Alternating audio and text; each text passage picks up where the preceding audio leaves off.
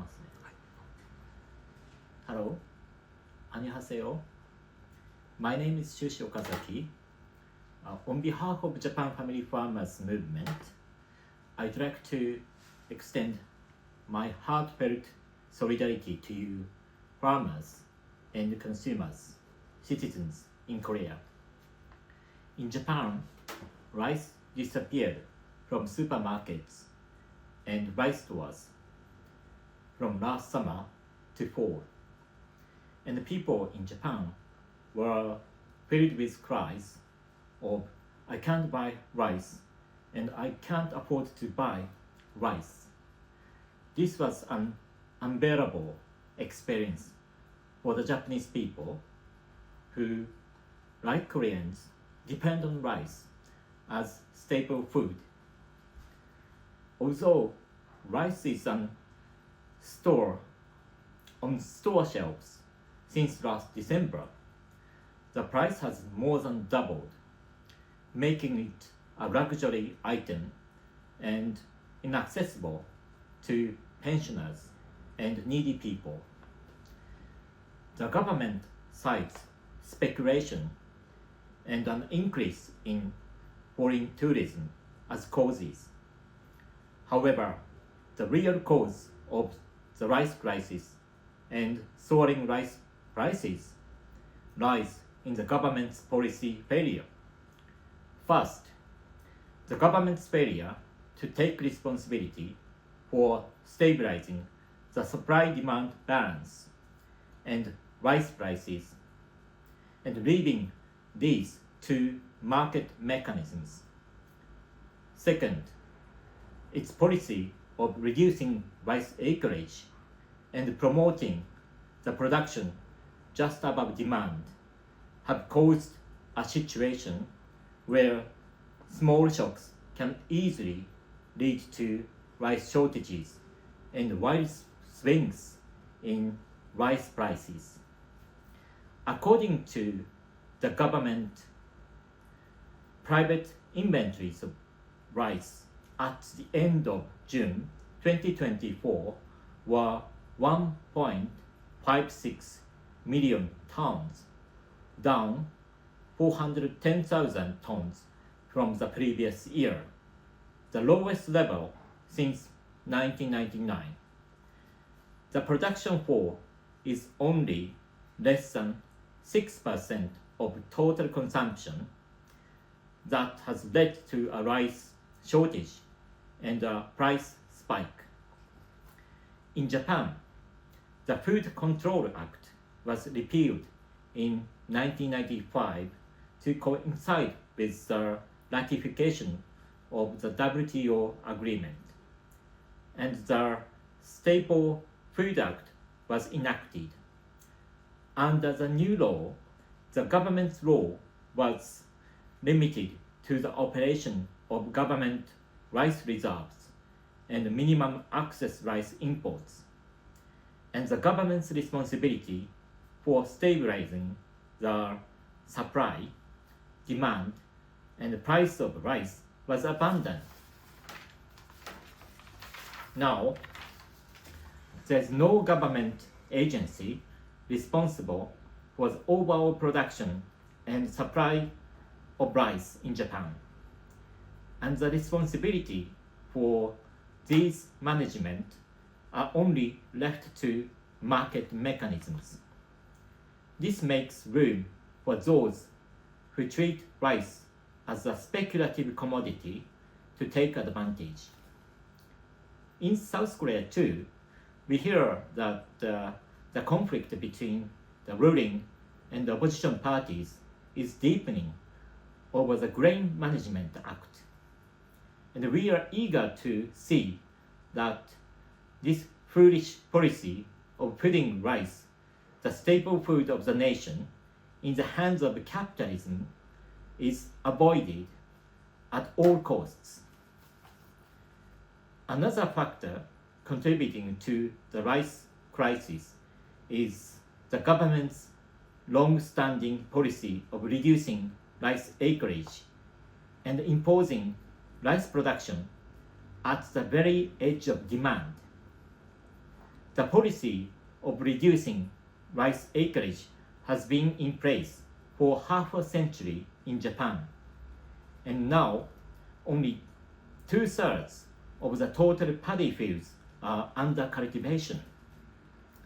The government has been forcing production reductions to just above demand levels, ignoring the fluctuation in rice harvests.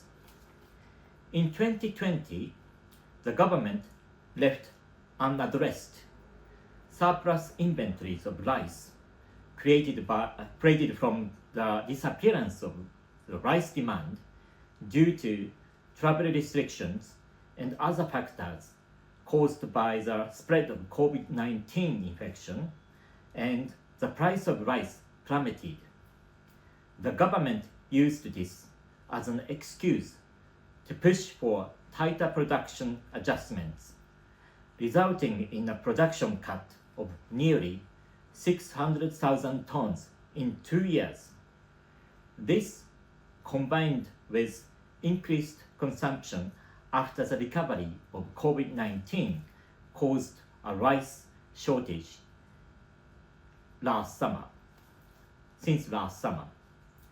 Under the long-standing neoliberal rice policy, rice production has become called unprofitable, and rice farmers have been forced to grow rice for 10 yen per hour, which is 100 won, due to soaring production costs and plummeting rice prices, leading to a departure from farming and abandonment of cultivation.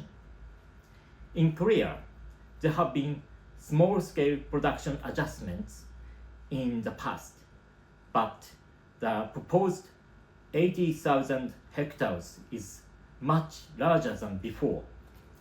Reducing rice acreage and production will lead to a downward spiral of the rice production, which will directly lead to a reoccurrence of the rice crisis that occurred in Japan. Nominen, together with many farmers and consumers in Japan, believes that in order to prevent rice shortages and crises from ever occurring again, it is essential to have policies to promote drastic increase in rice production and adequate stockpiles. To this end, we are campaigning with the following demand. First, the policy of adjusting rice production to meet the level of demand must be stopped, and a shift to increased rice production, promoted by a larger amount of government stockpiled rice, feed rice, and rice for rice flour, must be made. The current amount of the stockpiled rice is 1 million tons, with which people can only survive for a month and a half, but it should be increased to about 2 million tons. Second, consumer rice prices have skyrocketed, and the number of people who want to buy but cannot afford it has increased dramatically. It is urgent to institutionalize the free provision of rice to food banks and children's cafeterias, and to provide food assistance to needy people. Third, a more fundamental measure is to introduce price guarantees and income support. In Europe, adequate income support goes to farmers, and in the US, the government compensates farmers when the price of agricultural products fall below the cost. These policies are to ensure a stable supply of food and farmers' income. Fourth, the key is government spending. Japan's agricultural and food policies, which run counter to stable supply of food, must be changed, and the agricultural budget must be substantially increased. Finally, I would like to conclude my message by expressing my hope and our hope that the Korean government will learn lessons from Japan's rice reduction policy and the Japanese government's mismanagement of rice production aimed at the very edge of demand, which led to the rice panic. Again, I would like to convey my sincere solidarity with Korean farmers and citizens who oppose the strengthening of rice reduction. Thank you very much. 감사합니다.